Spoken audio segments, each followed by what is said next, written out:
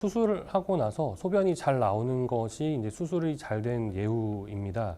그래서 소변이 잘 나오는지 안 나오는지 보는 것이 가장 중요하고요. 소변이 잘 나오지 않으면은 저희가 첫 번째로 이제 거부 반응을 생각할 수 있고, 거부 반응이 확인이 된다면은 고용량의 면역 억제제를 사용해야 됩니다.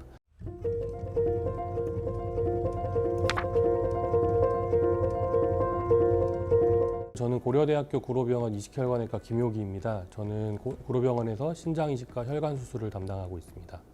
이식혈관외과는 이식외과와 혈관외과가 이제 합쳐진 말이라고 생각하시면 좋을 것 같습니다. 이식외과는 간이식과 신장이식이 있는데 그 중에서 저는 신장이식 쪽을 담당하고 있고, 혈관외과 쪽으로는 이제 복부대동맥류, 하지정맥류, 동정맥류 수술, 경동맥 수술, 말초혈관 질환 등을 다루고 있습니다. 신장이식 수술은 공여자로부터 신장을 적출하는 과정이 있고요.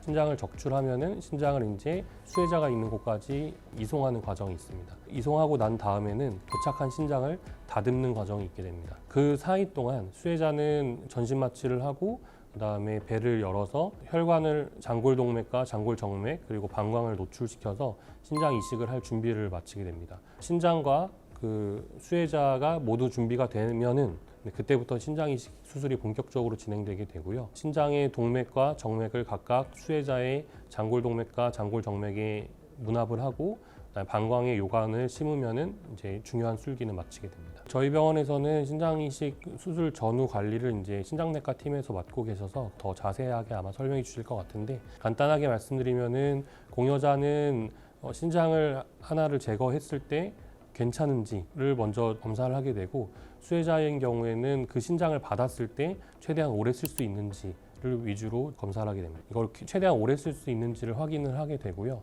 그러지 못한 기저질환이나 컨디션일 때에는 그렇게 진행이 못할 수도 있습니다. 신장 이식 수술은 처음에 1954년에 이제 미국에서 일란성 쌍둥이 수술하면서부터 시작이 됐는데, 그 이후로 신장 이식 수술의 범위가 넓혀졌다가 생존율이 많이 좋지가 않았습니다. 그래서 그 이유는 거부 반응이 가장 큰 문제였고요.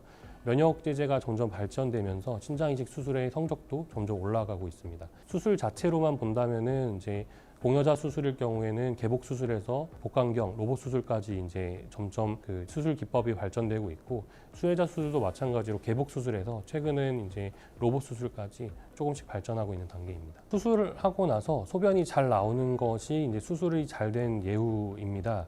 그래서 소변이 잘 나오는지 안 나오는지 보는 것이 가장 중요하고요. 소변이 잘 나오지 않으면은 저희가 첫 번째로 이제 거부 반응을 생각할 수 있고, 거부 반응이 확인이 된다면은 고용량의 면역 억제제를 사용해야 됩니다. 지연성 신장 기능 장애라고 해서 신장이 혈류가 차단되면은 허혈 상태가 있어서 신장이 기능이 손상되게 되는데, 그 회복하는 데 시간이 좀 걸릴 수가 있습니다.